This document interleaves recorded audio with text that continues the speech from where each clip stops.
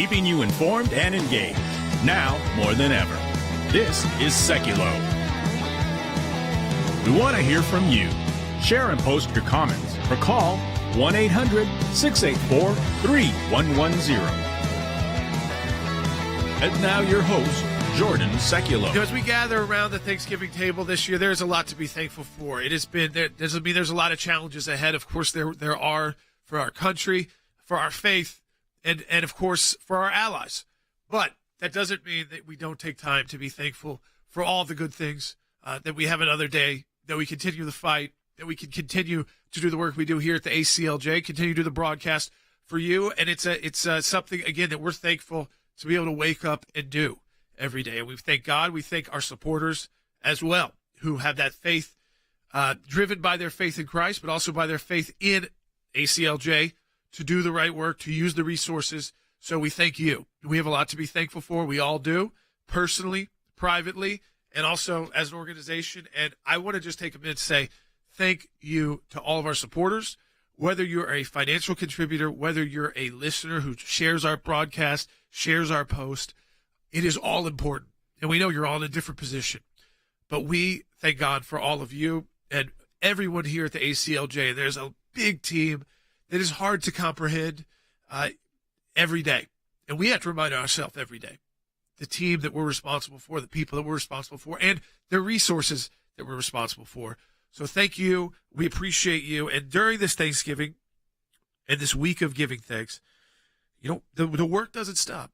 And what will remind you today, of course, the work, whether it's the International Criminal Court with these arrest warrants issued. So not just the threat, not just the investigation, but now arrest warrants issued against people like Prime Minister Netanyahu in Israel. So how does that restrict his ability to travel? What can the ACLJ do? We have a unique experience through the ACLJ and the European Center for Law and Justice, specifically with the International Criminal Court, which not many American-based organizations, even with international affiliates, can say, because the United States, like Israel, is not a member state. So it's what do you do when you're not a member state, and yet they're trying to go after you through other individuals and working through these issues of international law, being able to cut through to all the politics and some of the, again, the talking point of the protesting, and just get down to the basics, which is the ICC has no jurisdiction here. They know it. They tried to do it through a Palestinian state that they gave jurisdiction to, that other international documents that predate the ICC restrict the Palestinians or the ICC or other international tribunals from doing, but they're testing them now. And they're testing them again at a time when they believe Israel is weaker internationally. So we know how important it is to have an administration coming in and officials coming in who have Israel's back, but we have to be ready also as an organization at the ACLJ and through our international affiliates to be there when these last 4 years, when you've got kind of an up and down, and a politician will say one thing to one group, or they'll literally run one ad to one part of the country saying how they're tough on Israel, and another ad in a different part of the country saying that they support Israel and all of. So we know that it's not a time where everything is perfect, and we know there's a lot of people concerned about the direction of our country. But we've made changes. You made changes, and people went out and voted. Now we have to hold those people accountable as well to make the changes that they ran on, and you also have to give them space to get those changes in. Things don't always happen overnight. Some of them can, some of them don't. So we have to kind of prepare ourselves for that again as well. At the ACLJ, whether we're taking on the deep state, which is going to come back hard, well, it already has. Let's be honest. Since the election, we've seen the deep state already take down people who President Trump wanted to bring in. And that is what they tried to do to everyone, including Supreme Court nominees and people that will be nominated in the future. Whether we're fighting in courts, defending a student's right, defending a teacher's right, or an employee's right, it's all for these bigger ideas that you understand. It's faith, freedom, and the ideas of liberty. And we, again, are so thankful for our supporters. We want you to get updated. Go to aclj.org. Support the work of ACLJ. You can double the impact of your donation right now. This is the time to do it. aclj.org. Go there today. Make that donation. We'll be right back.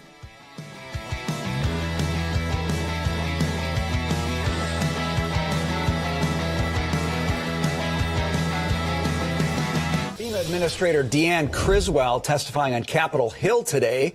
This after the major whistleblower revelation that FEMA directed its employees to skip houses with Trump signs. The text message said, implement best practices, making sure you're going in pairs or with more than one person, avoid the Trump homes, drink your water, take your towel, walk with someone else, and don't go to the Trump homes. It seems pretty common and matter of fact in the actual evidence we do have, the text message itself. But you're still saying Miss Washington and this other person aren't telling the truth. When I received this text message, it was not in accordance with the way we conduct business at FEMA. But Washington says she's being used as a scapegoat. I was simply following orders. I did not vote for Kamala Harris, so there's no political plight on my part. The real question is becoming who's lying. We had another whistleblower come forward during the middle of the testimony to communicate with our lawyers to say that a similar incident happened to them in Georgia, where a FEMA worker told the people, the American citizens, you need to get rid of those Trump signs in your yard or nobody's going to help you with FEMA. So it's hard for us to believe that a person that's on the bottom issued this guidance to the other members of the team in Florida. And of course, since that time, we've heard evidence, or at least whistleblower accounts, that this is not a one-off. What culture do they have over there that this administration has in general that would allow them to think it is okay, that would allow this individual to think that it's acceptable to actually skip by homes of people because they have different political values? I never believed that woman would send that text message if she wasn't confident that that's kind of how the government agency operated. They weren't going to help people that supported Donald Trump.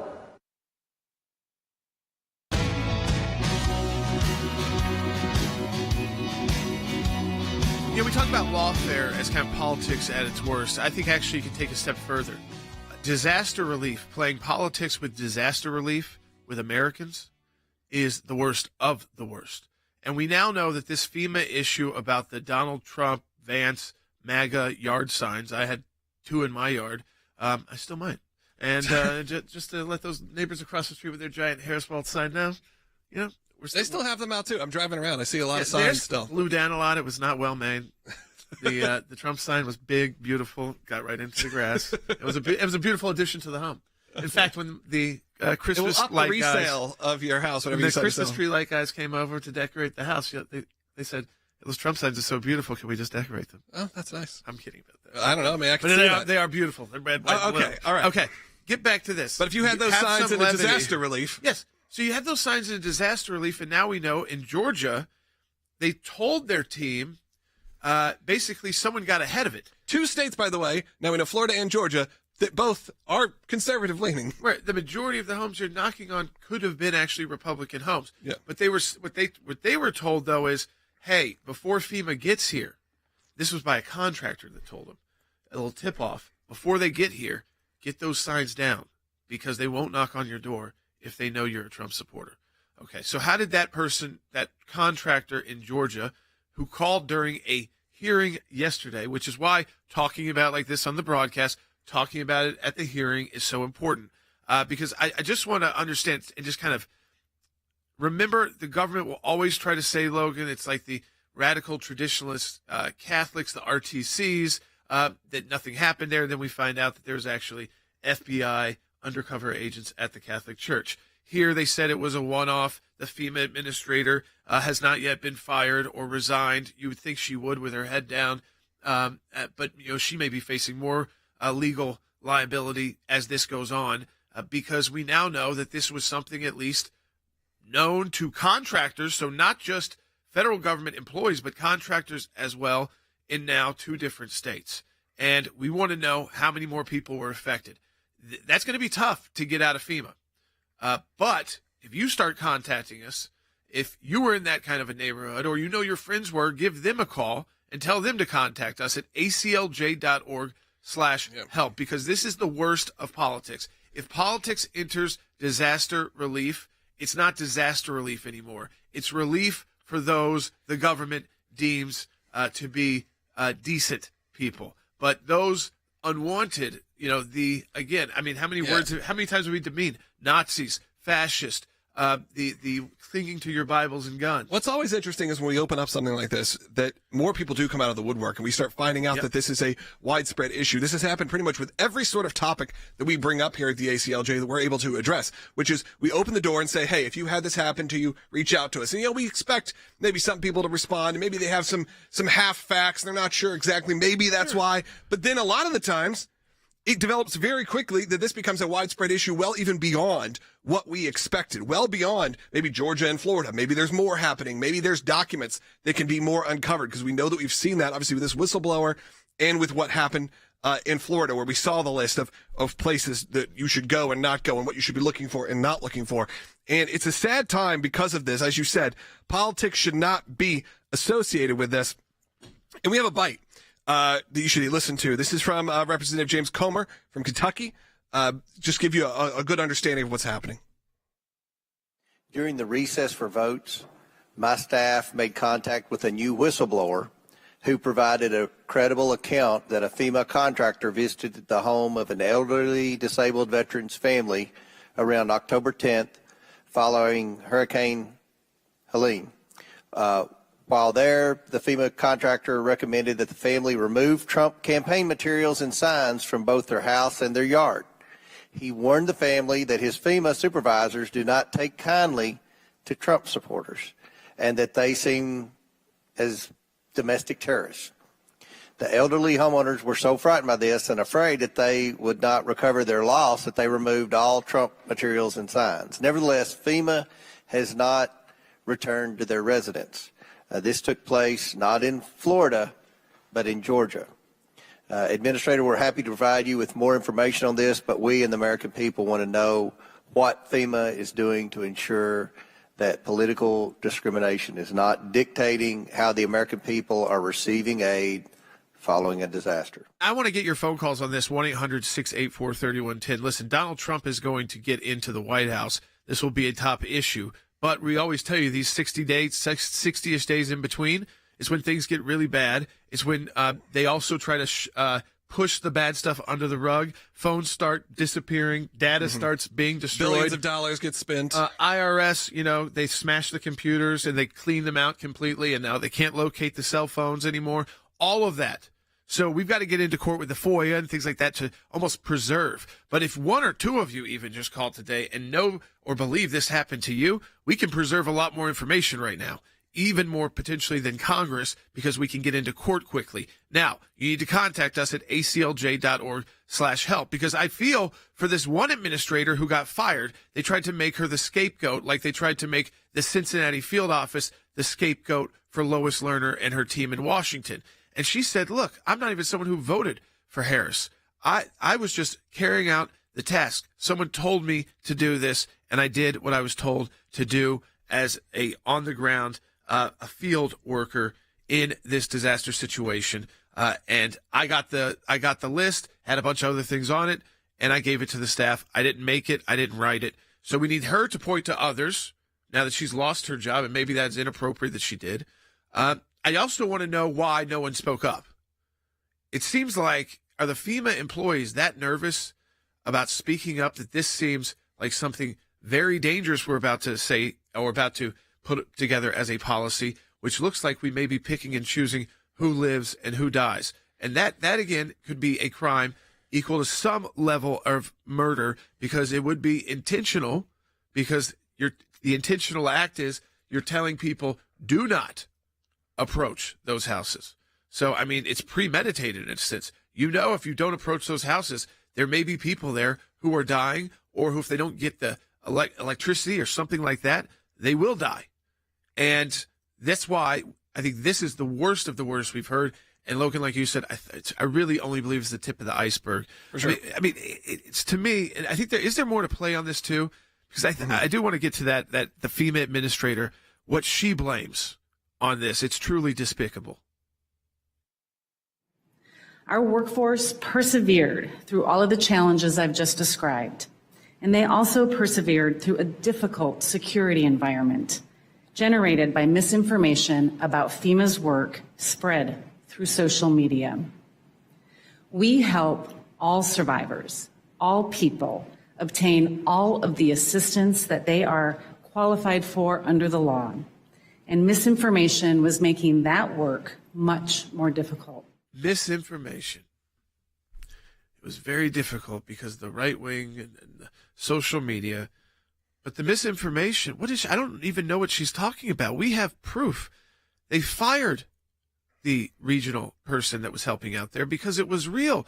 Logan, that's not misinformation. That's not disinformation. No, that wasn't was a conspiracy theory. You know what's worse now is we've got it in another state. Are they going to say, oh, well, that's also that's a conspiracy theory? And at this point, it's fair to say now that if it happened in one part of Georgia, it happened in other parts of Georgia, and likely happened in other states wherever there was at least someone at some level who had a regional ability to put this kind of checklist together to give out to the teams who are going to go door to door. And it may be regional. It may be that they have a few states. It may be national. It could go all the way to the top.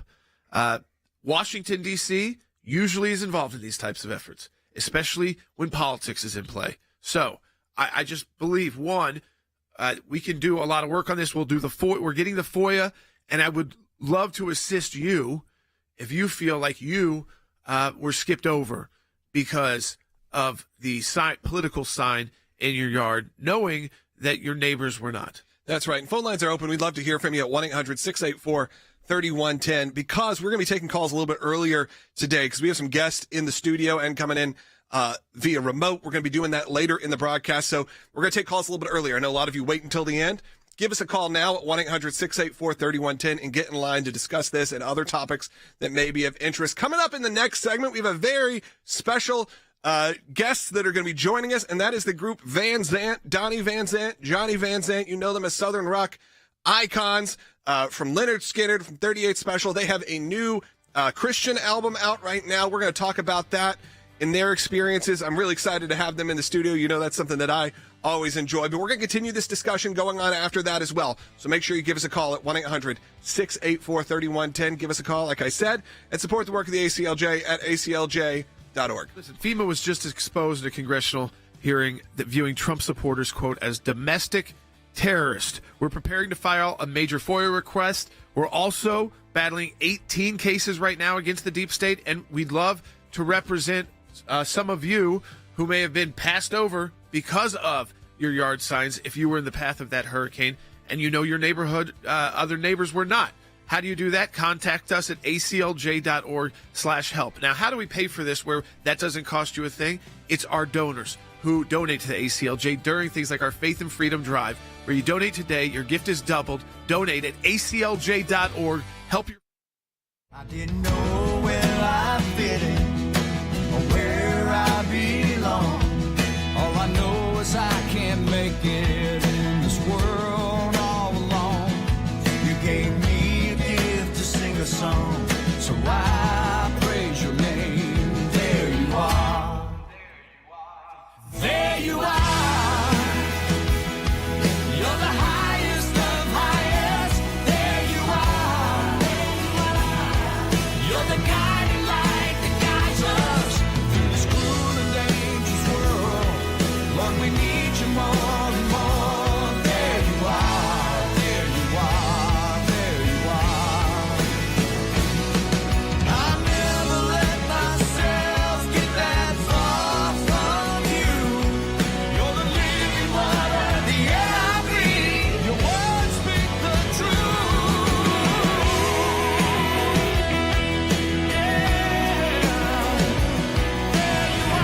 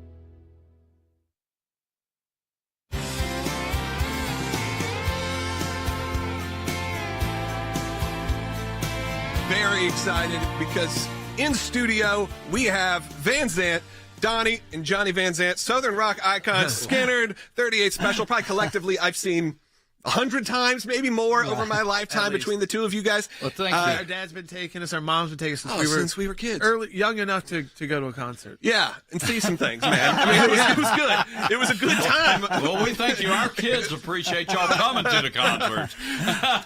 This is a bit different for you guys because it's been a little while since it's been a Van Zant record. Yeah. But this one is sort of your first real foray. I mean, I guess Get Right With the Man and some of those had faith elements. Skinner's obviously had some faith elements. 38 Special always has. But this is the first going into it with intention. Yes. Yes. You know, go ahead. Go ahead. No, it was on our bucket list of things to do, you know, and this happened to be right on the top of it. So we're very blessed and great to have it out there. You know what? It really hit us during COVID. You know, I was off for 15 months with Skinner, and we have a little studio behind my house, and we're neighbors, by the way. We live right next door. I've seen on Instagram that you guys are always together. Yeah. So, you know, I was like, hey, you know, let's try to write some stuff. And to be honest, God just jumped on us, and hey, we're so proud to have it out right now. I mean, we're like kids in the can. You know, it's a great time to have out a gospel album too right now. So absolutely. with Christmas and everything. And it's called Always Look Up. And that is something that is at the end of all your videos. I see your Sunday videos you were voting. I think I'm a legit fan. There you go. But during COVID, I remember specifically that those became, you know, every Sunday, you'd get a video and you get an update from you with prayer requests and all the things that were happening. And it really did bring a different side to what you all have been doing for the last, you know, multiple decades, because you're connecting on a different level. You were connecting with the fans, like you said, that were going through it during all of that. And then becoming that sort of, you know, conduit for your faith, which seems to have really kind of shined over the last few years. Yeah, you know what? We've always had faith. Our dad used to preach to us. He should have been a preacher. And if you listen to a lot of Skinner songs, the Lord is brought into it. Yeah. A song like Simple Man's a godly song. Yeah, absolutely. And Tuesday's gone. And you know what? We've been saying it's been on our bucket list for years. Man, we should do a gospel album. Yeah. And what was really cool, we went and seen Crowder, another Christian artist, and Mercy Me just last year. And we just wanted to blend in the audience. And they were like, no, we want to meet you guys. And we were like, really? Yes. And it was a really fantastic show. The two of them put on a great show. And we were like, this isn't far from us at all. No, and for those of us that even grew up in the South and spent time listening to this kind of music. Like I said, if you had not told me, hey, this is the first time we're doing this, in my head, I'd been like, of course, this is very natural that this style of music, as you said, something like a Simple Man or any of these songs, the Jordan's Simple Man. So a story behind that for everybody, because they see us a lot in suits and ties as attorneys and politics. But the truth is, at my wedding, which was in 2021, we were at 2011. Yeah, it's like not 2021. No, yes, I know. We're thinking about.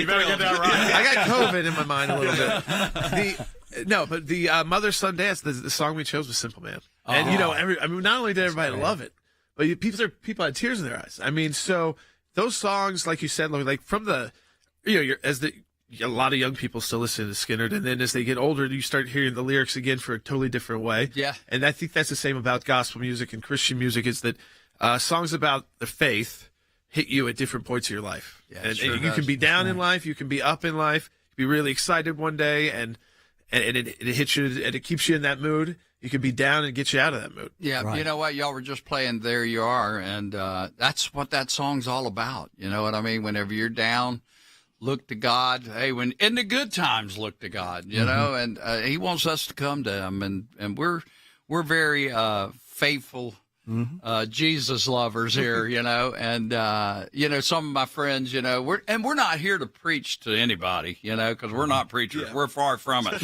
We're still sinners, you know. Of course. And, of course, that sounded bad. You know what I mean? We all are. Of course. But you know what? We loved, and we've sang rock and roll for all our years, and it feels really, really good to sing for our Lord Jesus Christ and spread the word. I know the tour dates for Skinner and 38 Special still are packed in. You think you guys going to be doing this live? You're going to be taking this anywhere? You know what? Or is it just an album right now? We just did a little acoustic thing this morning, and it was the first time we really played these songs acoustically, and we were in your bathroom talking, and we were like, you know, we could possibly do this. So we'll see where it leads. I think people would like to see it. I think they'd like to see that different side of you because, again, we've seen versions of Skinnerd or 38 Special for so many years. Yeah. To see this side of you is very fun for us, and I think it's fun for fans. Yeah. Because not that those shows aren't amazing, they are. And I mean, you guys did that New Year's Eve thing last year in Nashville. Oh, yeah, like, we froze. But yeah, on TV, because I didn't go, I'll be honest. I went to your event the day before, and I have small kids. I'm like, we're going to watch it on TV. And it did, I was very proud of them for that being what New Year's Eve was in Nashville, which was Skinnerd, which was just awesome. But to see that different side for you guys to go into this effort. And again, this album comes out on Friday. Which is very exciting. Day. I know it's exciting. You're going to be able to get it on stream. We'll make sure we link it everywhere. Again, it's called Always Look Up, which, like I said, is how you typically end your videos. Yeah. You know, that all started during COVID, and I love doing it and seeing the people's comments. And what gets me is that I love seeing the people go, I always look forward to this on Sunday. So believe me, I've been traveling and I do. And sometimes wait a when minute, you don't post, I'm trying to get home, you know? Yeah. I'm trying to get home and get it done. But I love doing it, and some amazing prayer warriors on there. And hey, I've had to ask them for myself. You know, I have a young daughter who's going through some hard times right now, a storm, and yesterday was a great doctor's appointment for her, and so we're coming out of that storm, thank God. You know? That is great. Yeah, I mean, a lot of us have been following and following your stories. And like you said, whether it's family members or whatever it is, there is that sense of realness that comes through. And with this style of music, and with your music, by the way, historically as well, where if you look back on maybe the legacy of Southern rock, it is that honesty. Whether it was what's going on in the world, whether it was talking about anything that Skinnerd covered, 38 Special covered. Sure, it's fun, it's loud, but when you really break it down, as Jordan said, lyrically, it has always had a pretty big depth. Yeah, that's why we write songs. You know what what we try to do is write about truth, and if we can touch you emotionally and spiritually, we've done our job here. And looks like we've done pretty good so far. I love that the dance, the simple man. It's amazing, and just I mean, I think about how many generations of people in there know every word to the song. I mean, now you're going, and it's 3 or 4 generations. When we went, it was just like our parents. Just recently, I did a show with Skinnerd, and I have a picture on my phone. I wish I could show it to you. But there was a little fella. He couldn't have been no more than 4 years old, but he had the big earphones on. You know, his parents, thank God, were covering his ear. But he sat there the whole night, lip syncing with me, singing along. I was like, look at this little guy. So I took a picture. I was like, oh my God, I'm going to remember this forever. This is what we do, man. We get in the car to carpool, and we're like, all right, I'm playing you the music you need to hear, because this is what they need. This is what we need to be. You're teaching them. And then we go to these shows, and it's funny because my kids will have conversations with their teachers, and their teachers will tell me, they'll be like, it's like you're raising your kid in a different timeline as everyone else. But thank God, it's job security for us. Absolutely. Van Zant, Always Look Up. It is available on Friday. I got a CD, which is cool to say. Like, I feel like a real talk show host. There it is. Always Look Up. It's coming out this Friday. We are so thrilled to have you guys in the studio. Thank you. I know you got a busy day doing promotion, and God bless you. We just, again, appreciate the two of you coming in and spreading the good news. Yeah, you go. Spread the good news. Right. Happy Thanksgiving to everybody. Thank you. All right. That again, Van Zant, take a look at their new record, Always Look Up, which is available on Friday. Man, it's just been such an honor to have you both in here. It's very cool. As just a super fan, it's very, very cool. So thank you so much. We'll be right back. Second half hour coming up.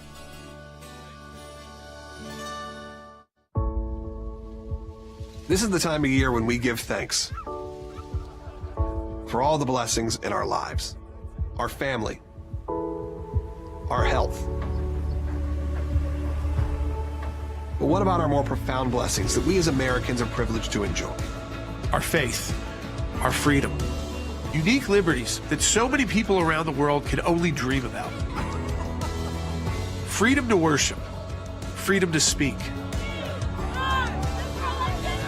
They're fragile freedoms that must be vigorously defended. And we've witnessed the attacks on faith and freedom on a global scale. It's time to take a bold step, to join us in the fight. To join us in upholding the Constitution, and to defend the freedoms you hold most dear for your family, for our country, and for the world.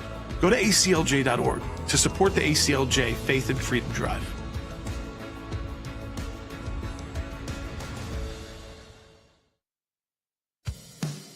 keeping you informed and engaged. Now more than ever. This is Sekulow. And now your host, Jordan Sekulow. All right, welcome back to Sekulow. Yes, we are live, and so you can imagine, you got some heroes of rock. Oh, I know. I mean, it's almost like that was a dream that happened. I mean, it feels like that wasn't live. That just happened. They walked in. I will say, I bet that in a lot of those homes that didn't get knocked on, I bet Skinner was playing. A lot of Skinner fans, a lot of 38 Special fans. Absolutely. Our friends in the Charlie Daniels Band, all those people. I don't know anybody that doesn't know the songs. No, I mean, I was talking even to people who might not even be Southern rock, may not be in their top. They may not even be from the South. My son the other day was like, "Hey, I would love for you." Like, Sweet Home Alabama, you could sing in any country in the world that do karaoke to. Yeah, huge in Europe and all these different places. Yeah. But my son was like, "Hey," he kind of played a game with me, and my wife was like, "Every decade, pick a song. If you had one song you had to pick from each decade to stick around, all other songs were destroyed." And we went through, the 50s. I was like, Elvis. I said something like, "That's All Right, Mama." 60s, picked a Beatles song. In the 70s, I was like, "It's Freebird." Freebird is the song that has to be around. So it was very cool, again, to have them. Freebird as well at all the karaoke. So it takes a long time. You better be able to sing. Yeah, you better be able to sing. And then you got an awkward standing for about 8 minutes there at the end with the guitar solo. So you just got to air guitar. Yeah, just mic drop. But okay, we're back on. Sorry to the fanboy out there for a minute. It was really fun for us. Hopefully it was fun for you. Check out Van Zant's new record on Friday. Give us a call, though. I think Van Zant, we put up the domain here, Van Zant Band, I believe. VanZantBand.com, and you can find it on all your favorite streaming services. You can get the CD, and it's available. Again, it's coming this Friday. So again, thanks to those guys for stopping in and being on the broadcast. But we want to get back to our topic of the day and some of the other content we have, and we are going to be taking all of your calls coming up in the next segment. So we have a guest in the final segment. So 1-800-684-3110. Yeah, so we look at this too. We've got this new FEMA whistleblower, and we're hearing his statements, and this is a 5-year FEMA veteran who is revealing this bias at the Disaster Relief Agency, calling it, quote, rotten to a core. Rotten to a core. These are folks who, if you decide to work for FEMA, one, it's you're someone who's interested in logistics, but number two, and maybe actually the bigger than number one, is that you want to be able to help people. I mean, you're there for emergency management. You want to help people be able to get back on their feet. You want to make sure people get the right insurance information done. You want to make sure people are alive, like doing wellness checks. And the fact that they are picking and choosing Americans. Imagine if the story was flipped to, don't knock on the black people's house. Don't knock on the door of anybody who's got a Democrat sign in their house. Or don't walk on, if they don't speak English, skip over their yard. That's not what FEMA is supposed to do. It doesn't matter who you are or whose house that is. They should be knocking on the door. This all goes back to the rhetoric that was spread during. Now, of course, that's changed. Now Joe Biden can have a meeting with Donald Trump. Now Mika and Joe Scarborough can go down. Disappeared into the rainforest yesterday. Yeah, I saw that. Go meet with Donald Trump but before it was. People that supported him were Nazis. Would you usually welcome Hitler into the Oval Office for a peaceful transition of power? And when that starts to permeate people's minds, including whoever was making these decisions, they think, of course, we shouldn't be helping these people. There's got to be someone in FEMA sweating. Not just the director, but somebody who at least at a regional level, because we've got Georgia and Florida now. This particular hurricane was mostly in the South. Mm-hmm. So you got to go into their regional offices, the South regional office. I'm sure. I would imagine it's headquartered likely in Florida or Georgia, somewhere around there, because of the amount of storms that come through Florida. Areas, yeah. And the fact is, this didn't just hit the local office. We know now that someone else was told, a contractor picked up on this and went ahead at a neighborhood and said, "Take those signs down, or else they're not going to knock on your door." And that was in Georgia. That was not in Florida. So this is new. It is a whistleblower who came out during the hearing called the committee. This is why I know you're out there, folks, and you can go to aclj.org/help if you believe this happened to you. If your neighbors got a knock on the door and got supplies or help, but FEMA never contacted you, and you're in the same neighborhood because you had a Trump sign up or a MAGA something on your something by your front door, let us know. We need to take this to court. aclj.org/help. Representation costs nothing. Donate today as well. We need your support to do that. aclj.org, donate. The timing was just too coincidental for authorities to believe it was an accident. An underwater telecommunications cable connecting Finland and Germany was cut in the early hours of Monday, whilst a separate one between Lithuania and Sweden's Gotland Island was damaged on Sunday morning. It's still unclear who's behind the rupture, but suspicions are reportedly being raised toward Russia as its war in Ukraine reaches its 1,000th day. Nobody believes that these cables were cut by mistake. I don't believe the theory that it was anchors that accidentally caused damage to these cables. So we have to conclude, without knowing exactly who did it, that it was a hybrid action. And we must also assume, without knowing it, of course, that it is sabotage. And this comes just weeks after NATO opened a new naval base in Rotork, a move that was met with protests from Moscow, which has termed the base a violation of post-Cold War agreements. The foreign ministers of Germany, France, Poland, Italy, Spain and the UK said Moscow's escalating hybrid activities against NATO and EU countries are unprecedented in their variety and scale, creating a significant security risk. The two incidents came as two of the affected countries, Sweden and Finland, updated their guidance to citizens on how to survive a war. Millions of households in the Nordic countries will be given booklets with instructions on how to prepare for the effects of military conflicts, communications outages, and power cuts. If it is Russia behind it, as many people suspect, then that would probably be messaging. I mean, for Russia, it is a dangerous moment in its war in Ukraine. They are advancing, but there are ceasefire proposals on the horizon, so Moscow would obviously want to push the West to agree to a ceasefire in Moscow's terms. All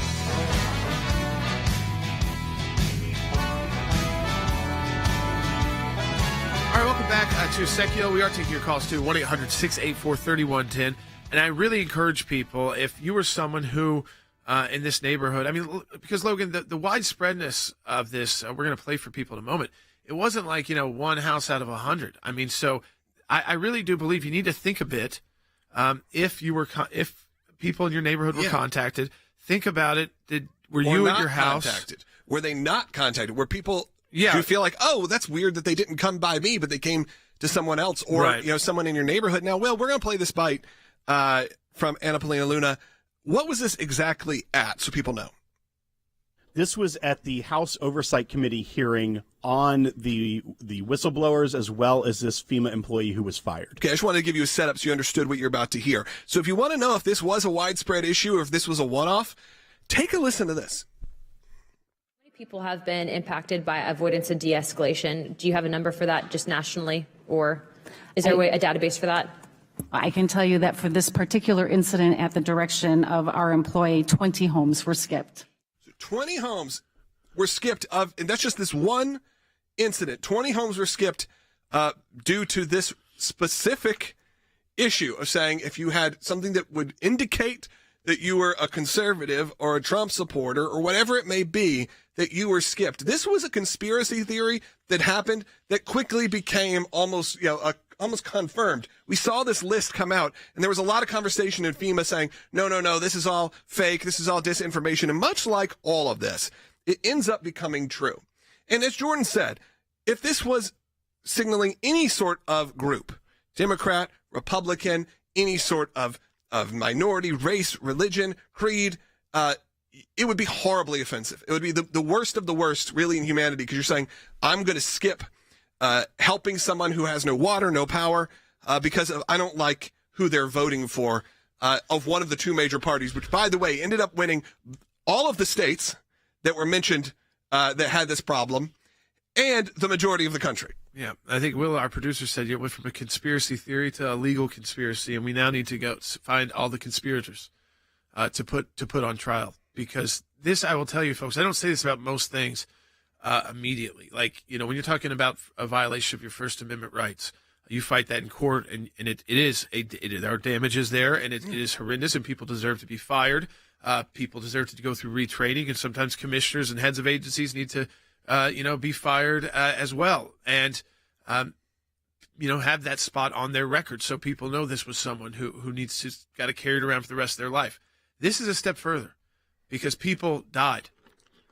And there could have been someone in those 20 homes that could have passed away that maybe didn't have to pass away because they didn't get the supplies, or suffered. They suffered longer because they couldn't get their child's access to baby formula or water, or if they needed any kind of medical machine, and they lost even the generators that back up with that because the power was out for so long. Mm-hmm. And we didn't know, and FEMA didn't know, and FEMA didn't care because they had, what did they call it? Avoid homes advertising Trump. We had family members that were there. Our aunt was there without power for an extended period of time. And not only without power, then it became power, and then it became a cell phone service. And I had friends, who, by the way, who are on a completely different side of my political spectrum, but are someone who I consider very close and are good people, who walked down the street in the area and went to my, aunt's home to check on her. And then they were able to call and contact me. If that person was not someone who would see a political sign and be upset about it, what would they have done? They would not have done that, because that's basic humanity. Basic humanity is reaching out and helping your fellow human. At points of beyond politics. Crises, you put away the politics.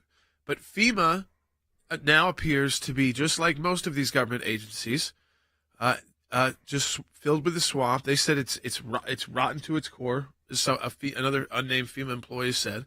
The whistleblowers are coming out saying this is happening in other states.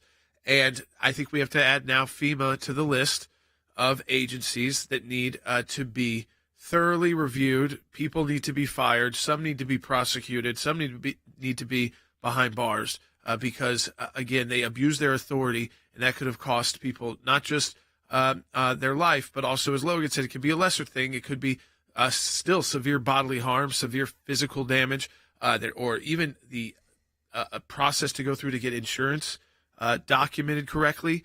FEMA does that as well. They document what has happened so you can provide it to your insurance company.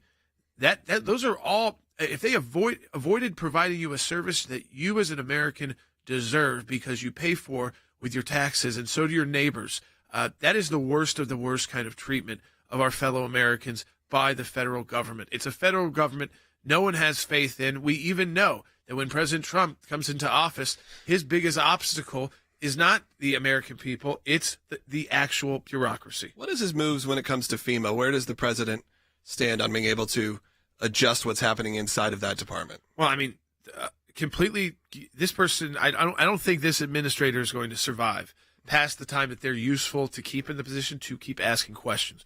And of course, you can fire them, or they can resign. Is that the president's They decision? can't stop. Well, the president can fire them, yes. But someone probably much lower could actually take out the FEMA administrator usually, and because is it under DHS? Yeah, so Department of Homeland Security. So again, you think Mayorkas though? This is a guy who doesn't think there's a crisis at the border. They're not going to rigorously pursue this. They're going to try to run the clock on it, Logan. Hope we aren't concerned about it. But this is the type of people that Donald Trump comes in, and you start at the top and you work your way down. And that's the big deal about draining the swamp, is to truly do it, you can't just cut the head off the snake. You got to get the whole body. Let's take a phone call. Let's go to Bill, who's calling in Wyoming, who's got a related question. Bill, you're on the air, and if you want to call in, this is kind of the last chance to call in, 1-800-684-3110. Well, I guess this also, well, I'm not too sure if this includes FEMA, but I do think they talk about how the left talks about how much humanitarian they are, and yet this is happening. I think that's really upsetting. My question is about what's happening in Ukraine. I'm kind of wondering if maybe they're trying to set this up so that, if anything, that President Trump sets up to make it look like a concession America makes, that they might try and say that, he's a lot weaker than what he is. I think again, if I'm hearing you right there, and we're going to talk about this with former Secretary of State and CIA Director Mike Pompeo, this idea of we're hearing about nuclear weapons from the Russians. We've heard about, we have now allowed the Ukrainians to utilize missiles that they have hit inside Russia, so not just being used in a defensive manner, not just being used on the battlefield inside land, or that has been taken by the Russian military that is considered Ukrainian. So this is, again, I think what they're doing is escalating the war as quickly as possible to make it more difficult for President Trump and his team to be able to get this horrible conflict to an end so people stop getting killed. And it's not going to be perfect for either side. Most wars that end like this aren't, but you've got to you got to be honest about who you're dealing with, and you're dealing with Putin, so you've got to give him an off-ramp where he doesn't look like he lost. And I think the same goes for Zelensky. I mean, you could already say by actually keeping back and being able to push back the Russians this long with support from the United States is a victory in itself, that Ukraine has maintained most of its territory in this, again, in this invasion. But remember, this all started, under Obama and Biden. And they took Crimea and the world did nothing. And then Donald Trump comes in and they didn't take any more land. And the moment Biden's back, what do? They try to totally take over Ukraine. Now, they haven't been able to do that because of our financial support and weapons. But the problem is no one is giving us and providing us how this ends. And it's not, you are not a Russian, some kind of Russian spy or Russian agitator, or you've been turned by the Russians, or just sympathetic to Putin because you'd like to know that our leaders, even if they can't tell you specifically, but at least our leaders are working towards an end game here.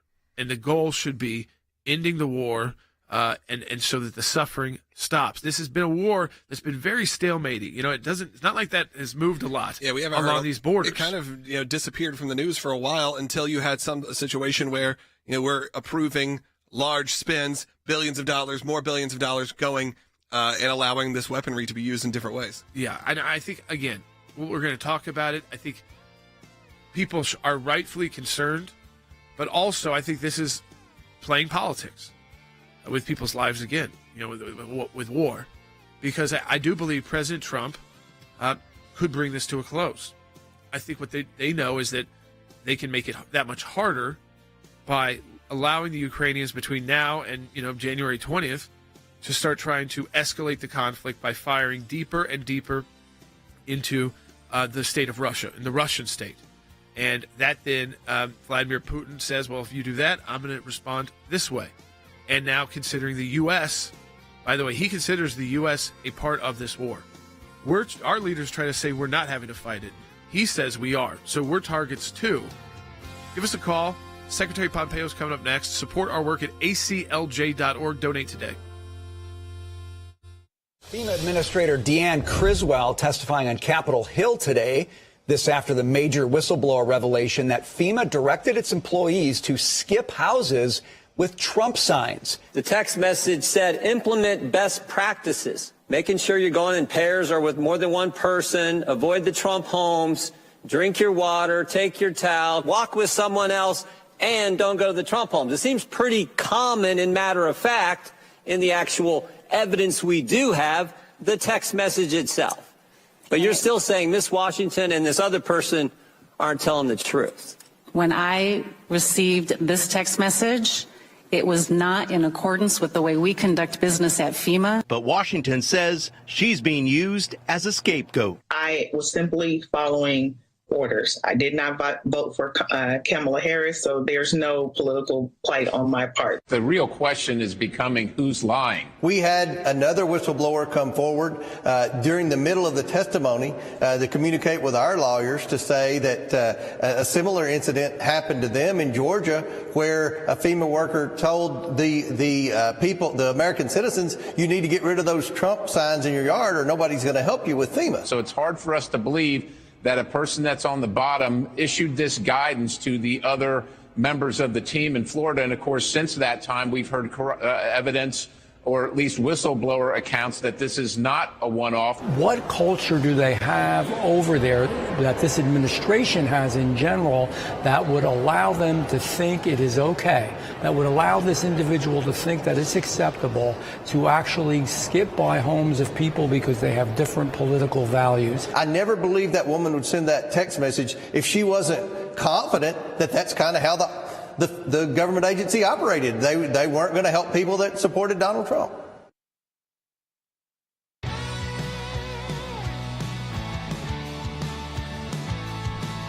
All right, welcome back to Sekulow. We are joined by former Secretary of State Mike Pompeo as a senior counsel with us at the ACLJ. And Secretary Pompeo, thanks for joining us. I want to get right into this FEMA investigation we've been talking about. There's a congressional investigation that was launched into FEMA allegedly discriminating the use of disaster relief against Trump supporters. I mean, it was a very broad.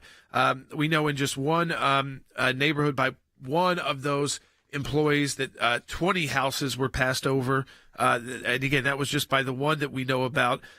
We also have another whistleblower that is called in during the hearing and talked to the staff yesterday and said, well, I'm a contractor and I went to these neighborhoods. And when I was speaking to people, I said, hey, before the actual FEMA team gets here, remove your political signs, those Trump signs, or they're not going to knock on your door. So it also appears, Secretary Pompeo, this was not one rogue employee at FEMA, but at least regionally, this was a talking point and a directive that was going out to the ground, the people that were going to be going door to door in these parts of the Southeast.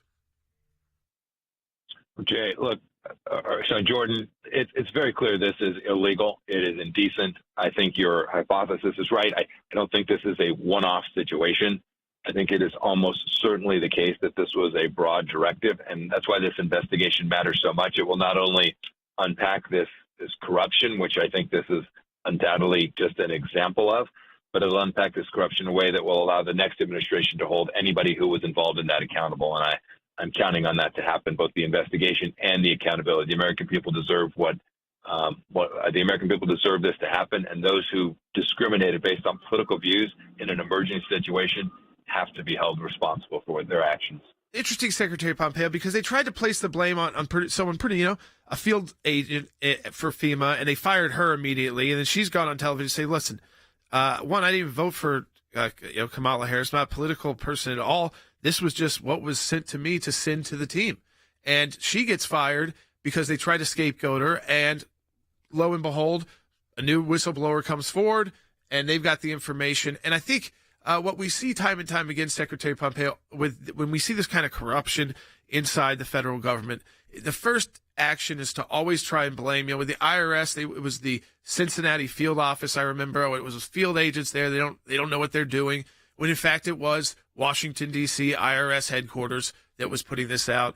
Same kind of feeling here. They tried to scapegoat someone, fire them, and then hope this story would go away. And instead, more FEMA employees are coming to Congress with the same information. So I think when we talk about, again, the people inside these government positions, it's got to be extremely difficult for them right now under this kind of politicized disaster relief, you could even call it that, because if they speak out, they may lose their job, and then if they don't speak out, they may have to take the blame.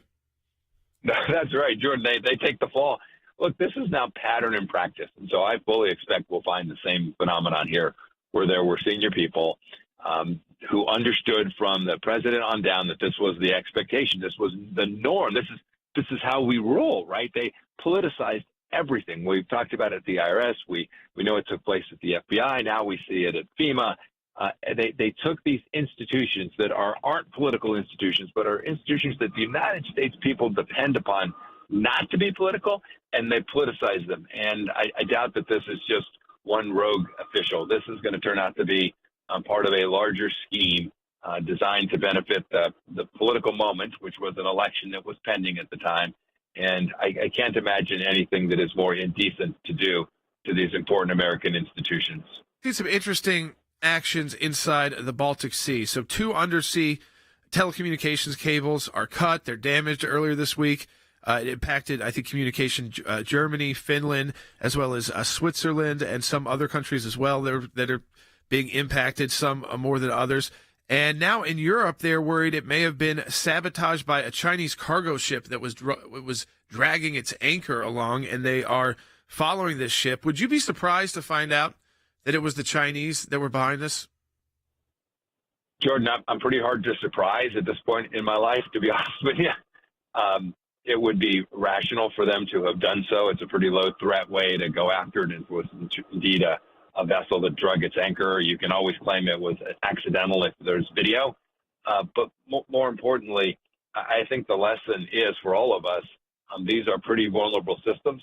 I hope that we'll take a breath and do the hard work to figure out why it happened here. But just as important is to figure out how we can prevent this from happening, whether that's in peacetime when someone's trying to just be aggravating and create a nuisance, or in wartime when these undersea cables really matter, when that connectivity is essential to keeping America safe. We've clearly now seen that there's not a capacity to secure them, and we need either an alternative communications model so that we have a backup, or second, the ability to actually protect these cables from having a simple anchor drag across them and shut down the system for a while. Yeah, you bring up a good point. We're probably at a point where, the undersea cables can be part of the communication, but we can probably do better with something that's more secure.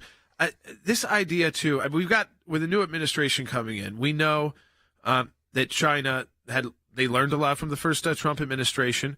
With COVID and issues like that, I think that, it's on people's minds that we know that part of a new incoming presidency that the world leaders like to test, especially those who can have adversarial relationships with the United States.